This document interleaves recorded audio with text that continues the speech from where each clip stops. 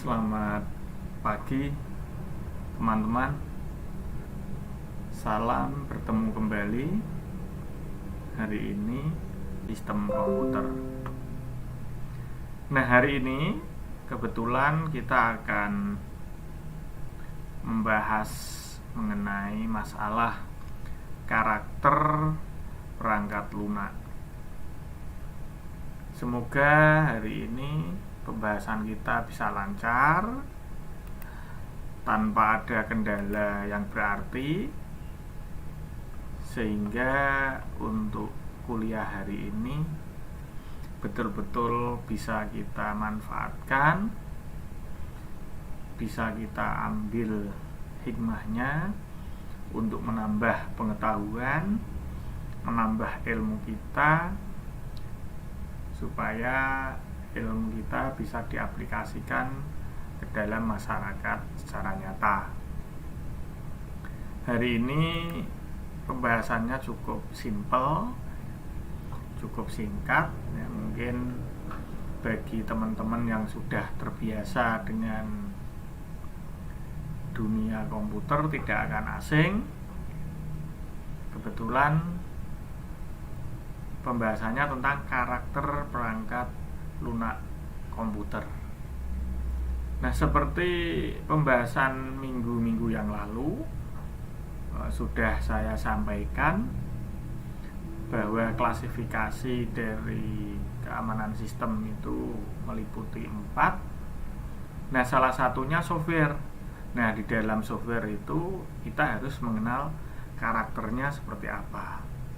Nah, hari ini kita mencoba untuk mengenal karakter dari perangkat lunak tersebut. Nah, sebelum kita melangkah jauh ke karakter perangkat lunaknya, bisa Anda lihat itu ada 3 spesifikasi atau 3 arti dari suatu perangkat lunak. Jadi perangkat lunak kalau kita lihat dari arti sebuah instruksi, dia itu merupakan program komputer yang ketika dieksekusi akan memberikan fungsi dan hasil yang telah dieksekusinya sesuai dengan apa yang diinginkan. Nah, ini kalau dilihat dari sisi instruksinya, di perangkat lunak seperti itu, dia memberikan ada coding atau program-program komputer yang dieksekusi oleh prosesor ya, berupa instruksi tadi. Terus dia memberikan fungsi dan hasilnya itu sesuai yang diinginkan. Itu yang pertama. Terus kemudian kalau kita melihat yang kedua, kita lihat dari sisi struktur datanya. Nah, arti dari sebuah perangkat lunak itu adalah sesuatu yang memungkinkan program memanipulasi informasi. Programnya itu seolah-olah itu memanipulasi. Misalkan ada angka 2, 3, ini ada penjumlahan sama dengannya 5. Nah, programnya itu memanipulasi informasinya itu, yaitu memunculkan angka 5. Nah, ini disebut struktur data. Ini ada operasi penjumlahannya di situ, terus dimanipulasi hasilnya berupa angka 5. Yang tadi sebetulnya hasilnya itu berupa komponen dari bilangan biner. Terus kalau kita melihat dari sisi yang ketiga, yaitu sisi dokumen. Coba kita lihat dari sisi dokumen. Ternyata kalau kita lihat dari sisi dokumen, arti dari sebuah perangkat lunak adalah sesuatu yang menggambarkan operasi dan penggunaan program. Jadi ada sebuah operasi ya, perjalanan atau running operation task di dalam prosesor, dia menggunakan program yang diambil instruksinya tadi. Ini kalau dilihat dari sisi dokumen. Tentu dari 3 hal arti perangkat lunak ini bagi teman-teman tidak terlalu banyak kesulitan karena ada materi perkuliahan khusus tentang perangkat lunak. Jadi di sini saya hanya mengulas, hanya memberikan materi tentang perangkat lunak yang ada kaitannya dengan keamanan sistem. Makanya saya kasih judul itu karakter perangkat lunak. Nah, ini bisa Anda lihat ya evolusi dari perangkat lunaknya ya. Dari tahun 1950-an ya, berkembang ke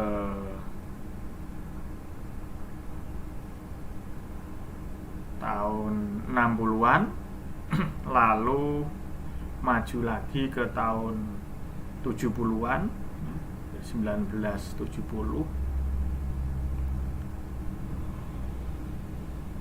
Terus kemudian berkembang lagi tahun 90-an, ya era tahun 90 ini mulai gencar-gencarnya atau istilahnya ya mulai mengenal internet itu di lingkungan kita ya, bukan di seluruh dunia, tapi di lingkungan kita itu kebanyakan di era 90-an ini mulai mengenal internet.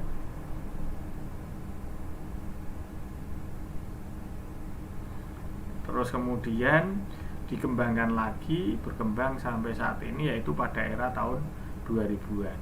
Jadi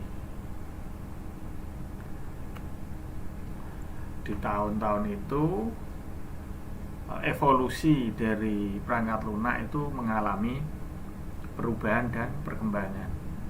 Bisa dilihat dari keterangan itu ya, yang tahun-tahun awal itu perangkat lunaknya itu berupa bit orientation, terus limited distribution dan customer software. Terus kemudian berkembang pada era tahun yang kedua itu sudah multi user, real time dan database. Kemudian berkembang lagi ke arah era yang ketiga, di mana di situ sudah mengenal adanya distributed system, terus embedded intelligence, low cost hardware, terus consumer impact. Pada tahun keempat ini sudah mengalami perkembangan yang signifikan, ya, sudah mengenal adanya expert system, mengenal AI mesin dan paralel arsitektur. Yuk kita lihat satu-satu ya pada era tahun pertama. Nah, di era bit orientation ini, di mana suatu proses itu dilakukan setelah data dikumpulkan. Mengumpulkan data dulu ya, dikemas dalam satu wadah. Setelah terkumpul semua dan dianggap cukup ya, maka proses ini akan dikerjakan, akan dilaksanakan. Nah, lawan atau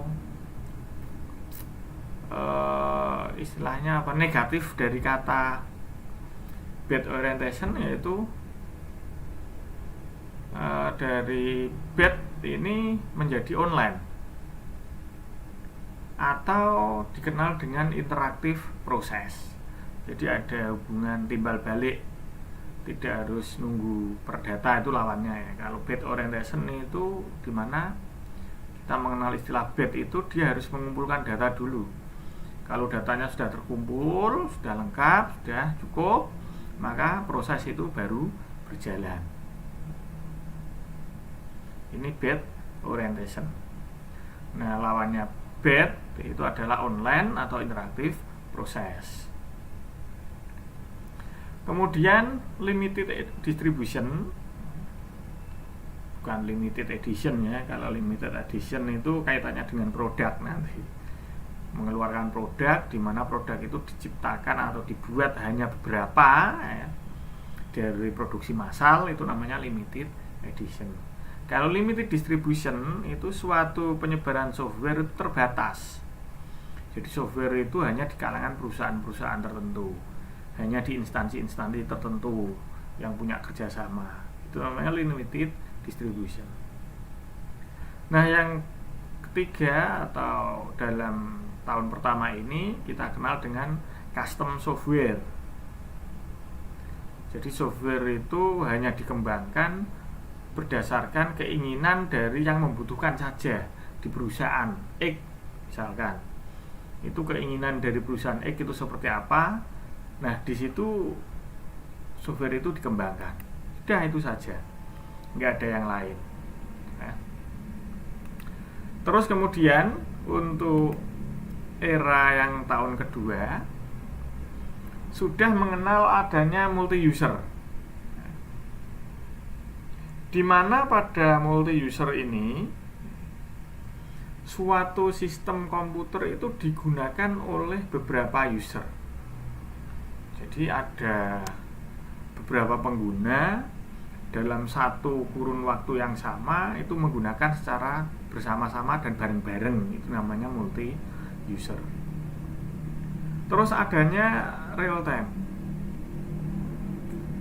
suatu sistem yang dapat mengumpulkan, menganalisa, dan mentransformasikan data dari berbagai sumber, yaitu real time. Jadi dia dapat mengontrol proses dan menghasilkan output dalam milisecond. Itu real time. Jadi intinya kapan kita memberikan input, maka saat itu pula kita akan mendapatkan suatu output. Itu namanya real time. Terus kemudian kita juga sudah mulai mengenal bentuk-bentuk database. Itu yang pertama, kita mengenal adanya DBMS, Database Management System. Nanti ada RDBMS ya, dan lain-lain. Terus orientasi pada perkembangan yang kedua ini adalah pada produk software.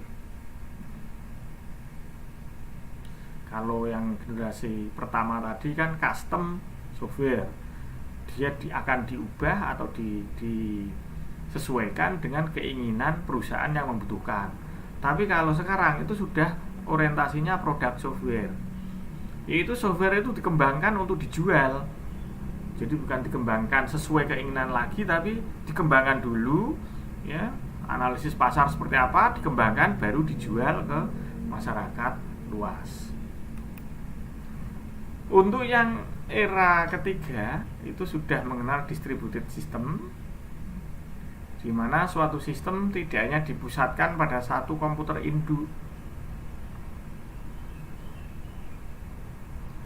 Jadi sistem ini sudah terpecah-pecah ya, menjadi ke beberapa bagian ya. Itu namanya distributed system. Kalau kita mau melihat distributed system ya ke minimarket lah, minimarket atau mall-mall, ke mall.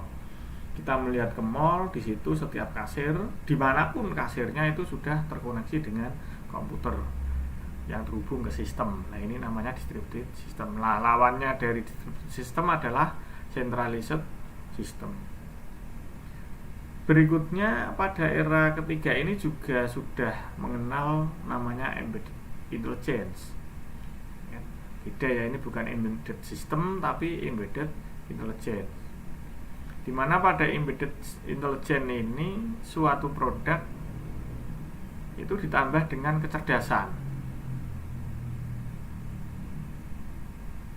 Contoh penggunaan dari embedded intelligence ini ya di automobil, mobil-mobil sekarang itu kan sudah pakai namanya sistem komputer ya, dari ISC-nya, bahkan ada auto controlling driver itu ya.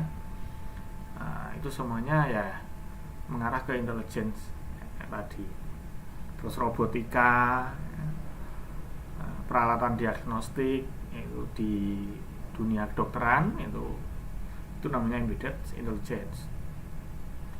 Nah, pada generasi ketiga ini sudah coba untuk menekan harga, maka disebut dengan low cost hardware. Jadi harga hardware itu dibuat sedemikian rendah. Ya. Terus consumer impact, ya. Consumer impact ini adalah perkembangan komputer yang murah, ya, menyebabkan banyak software yang dikembangkan.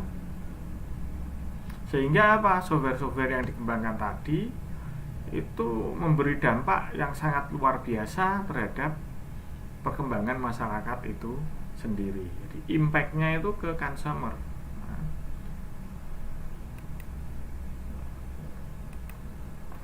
terus pada era keempat, ya, kita sudah mengenal adanya expert system, ya, sistem cerdas, sistem ahli. Ya. Kalau tadi kan cuma embedded intelligence, kalau sekarang artificial intelligence. Jadi kecerdasan yang sudah direkayasa. Nah, contohnya sekarang ya ada di bidang kedokteran, komunikasi, militer, gitu ya, itu namanya AI. Sekarang sudah menggunakan AI. Drone itu contoh-contoh penggunaan AI.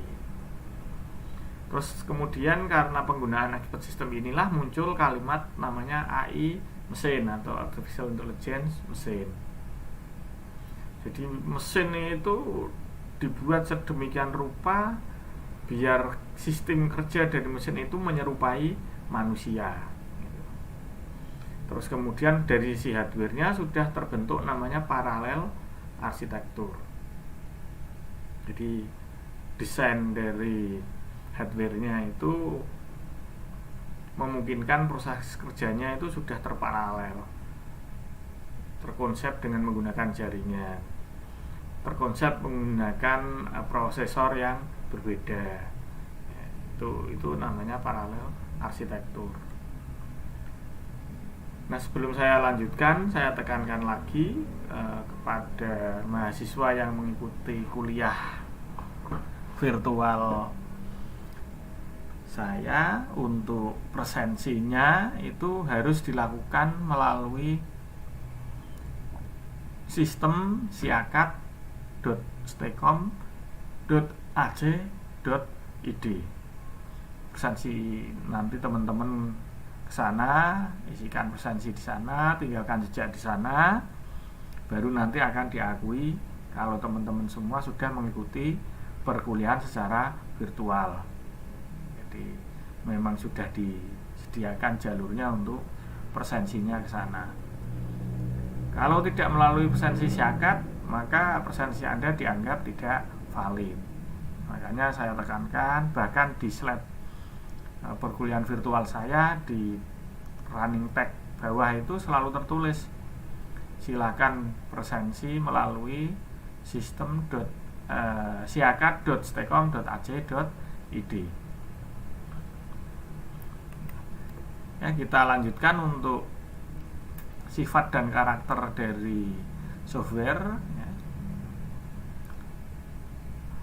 Software merupakan elemen sistem logik. Ya, jadi dia masuk akal. Jadi sistemnya itu masuk akal. Nah,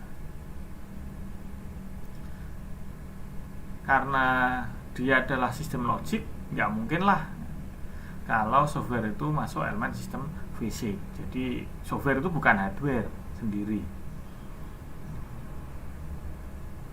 Sehingga karena dia tidak merupakan hardware, makanya dia tidak aus atau tidak bisa rusak. Beda ya rusak dengan error. Kalau error itu terjadi kesalahan coding, eksekusi dari sebuah instruksi. Tapi kalau rusak itu ya alat atau perangkat yang ada itu sudah tidak bisa bekerja sebagaimana mestinya. Itu namanya rusak. Jadi kalau rusak itu identik cenderung dengan hardware.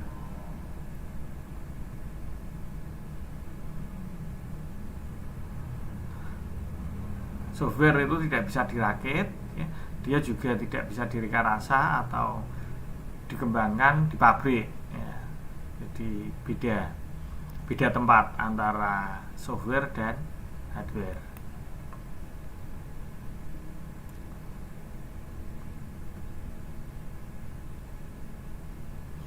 Nah, kalau kita melihat produk dari perangkat lunak, nanti kita mengenal adanya dua produk, yaitu generic dan custom.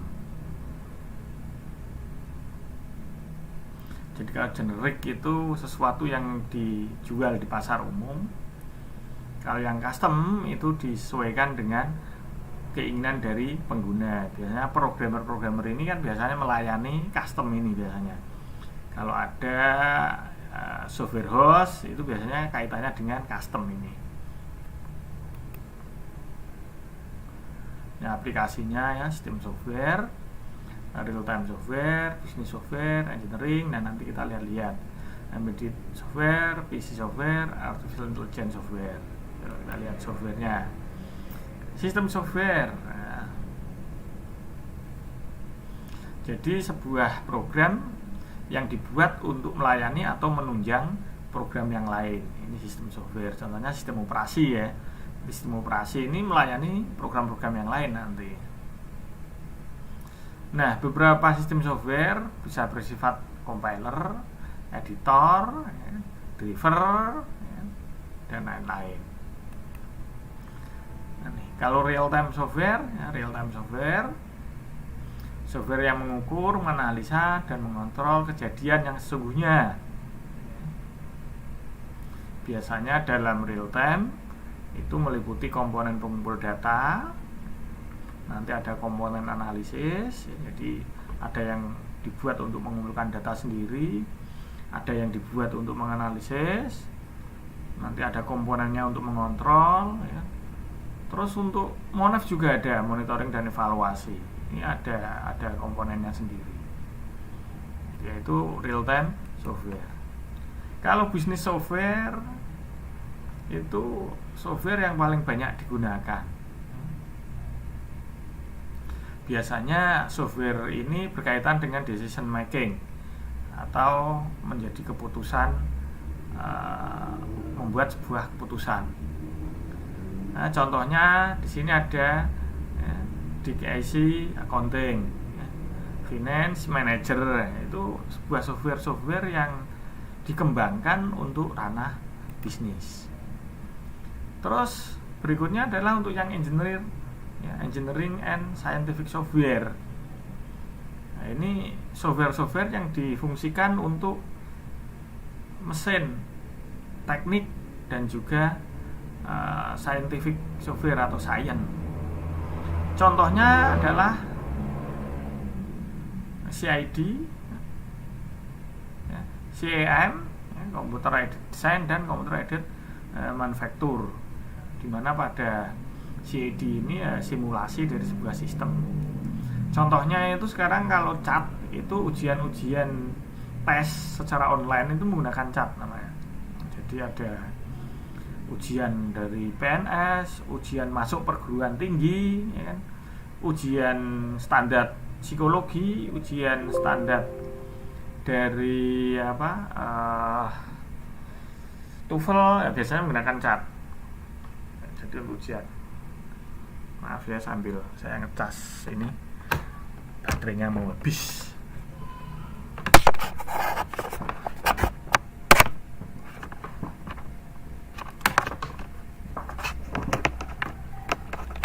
Kita lanjutkan ya.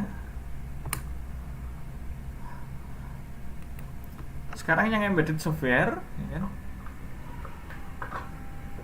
Nah, biasanya kalau embedded software ini ya software yang sudah tersaji atau menyatu dalam satu hardware ya, biasanya itu disimpan dalam memori tetap di ROM itu ya. Nah, itu namanya embedded software.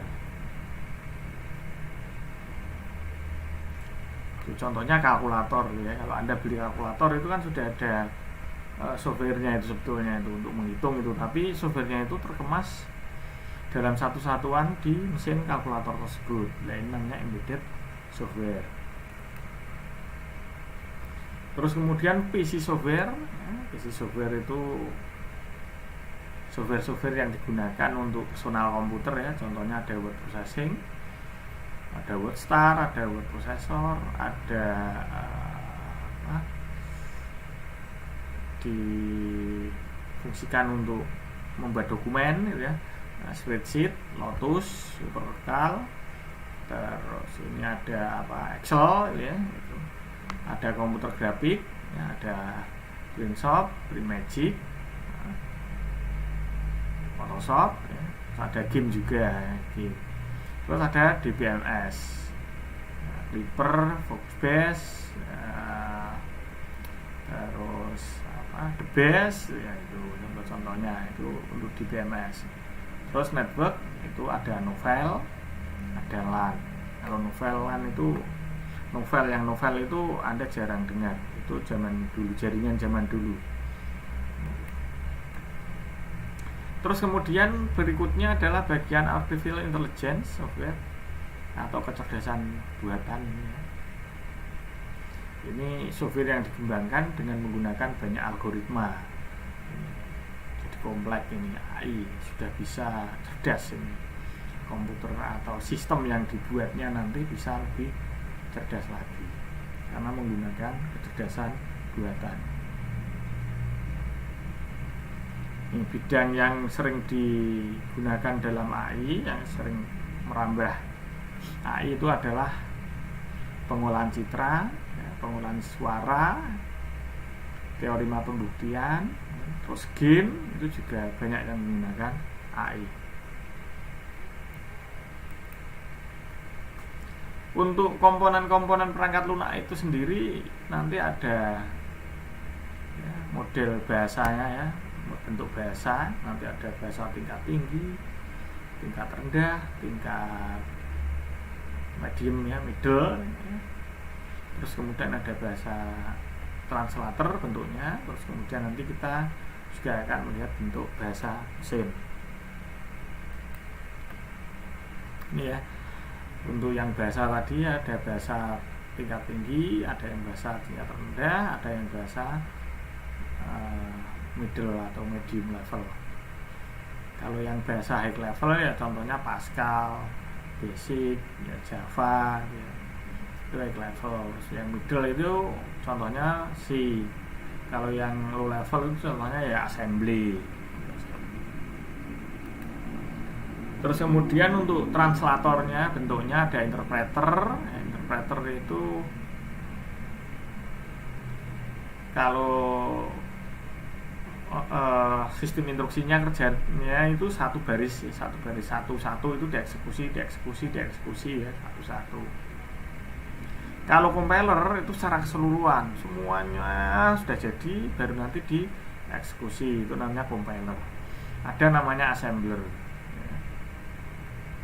Jadi bahasa rakitan atau bahasa yang dikemas ke dalam bahasa mesin.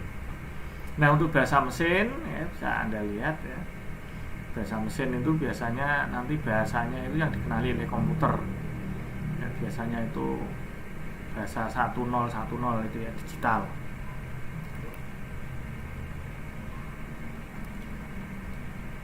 Nah sekarang kita coba lihat krisis perangkat lunak. Apa yang dimaksud dengan krisis perangkat lunak? Ternyata krisis perangkat lunak itu adalah sekumpulan masalah yang ditemukan dalam pengembangan software komputer.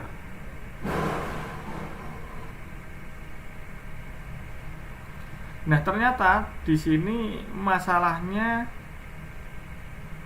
terjadi tidak hanya pada software saja, tetapi krisis dari software ini bisa berhubungan dengan bagaimana mengembangkan software itu sendiri.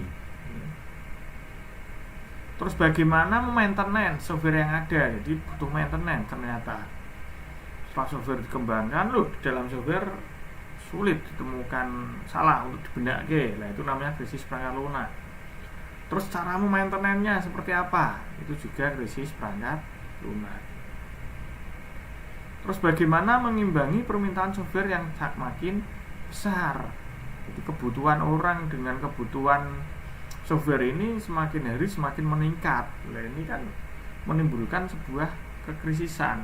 Nah, krisis ini disebut krisis perangkat lunak. Nah, masalahnya pada perangkat lunak itu saat terjadi pengembangan perangkat lunak atau developing of software, estimasi baik dari sisi jadwal maupun biaya ini seringkali tidak tepat atau tidak sesuai dengan schedule. Ini yang terjadi. Banyak sekali kesalahan-kesalahan di mana saat terjadi permintaan itu terjadi mundur waktunya. Misalkan saya membutuhkan program X, Y, Z. Ternyata program X, Y, Z ini tidak dapat saya peroleh pada waktu yang tepat karena dari penyedia program atau developer atau pengembangnya tadi belum bisa memberikan yang valid. Akhirnya waktunya mundur. Atau mungkin terjadi lagi, yaitu karena pengembangannya yang sangat kompleks, akhirnya untuk membiayai pembuatan software ini mengalami pembengkakan biaya. Harus nambah uang makan karyawan, programmernya, harus memberi transport programmernya yang tadinya harus selesai 1 hari ini menjadi 1 minggu. Dan ini kan namanya pembengkakan jadwal, estimasinya kurang tepat. Dan ini menjadi suatu masalah tersendiri. Nah, produktivitas programmer, jadi programmer ini tidak bisa mengimbangi permintaan kebutuhan software. Sekarang ini kan jumlah programmer itu nggak banyak ya, sedangkan kebutuhan software sekarang menjadi banyak karena sekarang itu hampir setiap lini kehidupan menggunakan komputer, sehingga mau tidak mau harus dikembangkan sebuah software untuk memenuhi kebutuhan dari masyarakat tersebut. Sedangkan jumlah programmer yang tersedia sangat terbatas. Ini juga menjadi masalah tersendiri. Nah, karena seperti ini ya kan, dua masalah di atas yang seperti saya sebutkan dan saya terangkan tadi mengalami peningkatan secara terus-menerus, maka karena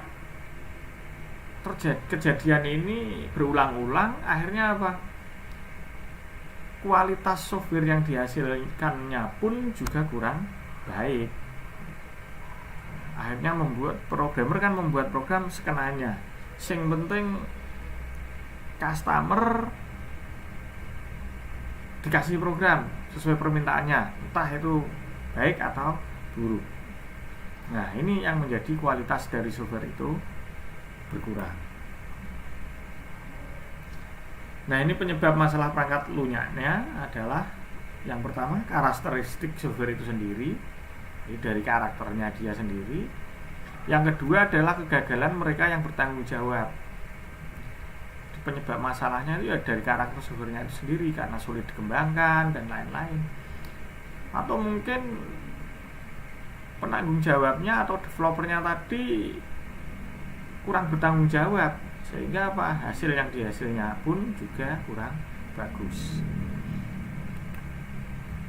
Bisa dilihat ini untuk SDLC-nya ya, System Development Life Cycle-nya, dari sebuah pengembangan perangkat lunak, dari identifikasi masalah, kemudian diinisiasi, lanjut dianalisis. Setelah dianalisis dapat dipilah-pilah datanya, kemudian didesain. Setelah didesain diimplementasikan. Nah, setelah diimplementasikan, dalam perjalanan implementasi tadi otomatis sistem itu butuh namanya maintenance atau perawatan. Nah, ketika terjadi kerusakan atau perubahan keinginan dari customer, maka balik lagi ke identifikasi sistem. Ini dari sistem life cycle atau SDLC. Nanti kita bisa mengembangkan dari perangkat lunak itu berupa prototyping atau prototype. Jadi kita memberikan gambaran kasar sebuah program, setelah ketemu ya kan, nanti dikembangkan, diubah sesuai dengan keinginan customer. Ini namanya prototype.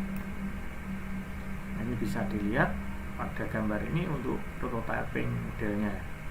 Jadi ada prototyping model dulu, ada pengguna, ada levelnya. Terus pengguna itu reusable, two-way, input, output, processing, dan sistem.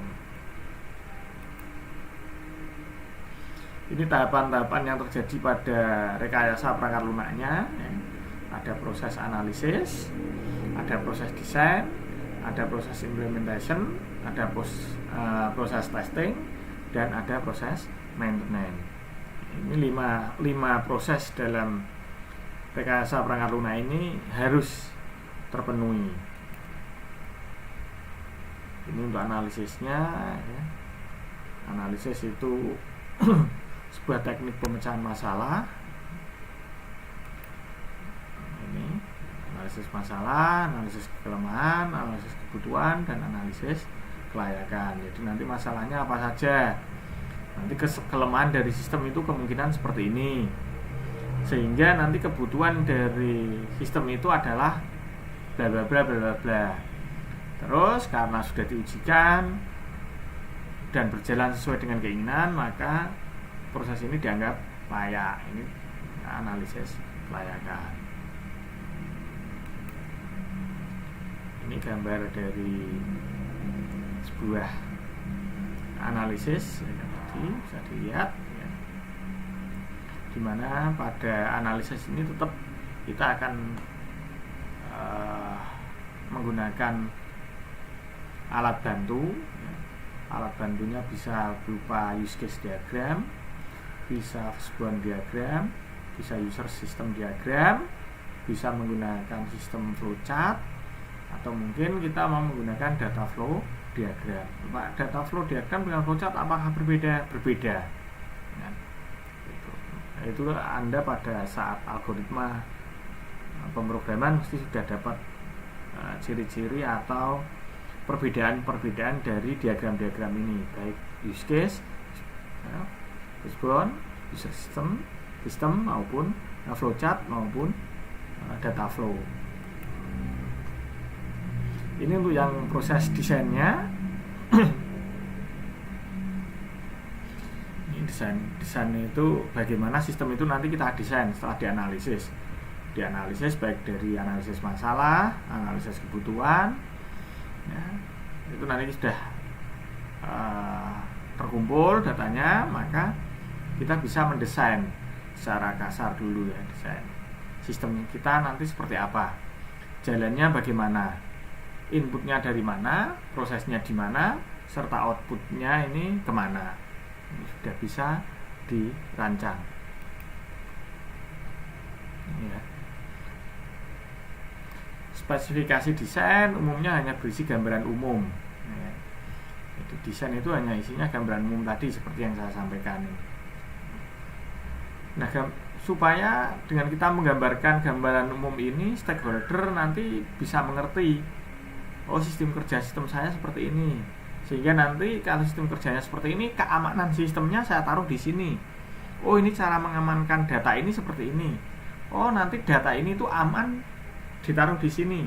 Nah, ini agar stakeholder itu diberitahu, ya kan, dengan desain dari sebuah kerangka sistem tadi, sehingga stakeholder tadi yakin bahwa sistem kita betul-betul sempurna dan bisa menjamin sebuah keamanan, sehingga membuat nyaman dan tenang si pengguna dari sistem yang kita rencanakan tadi.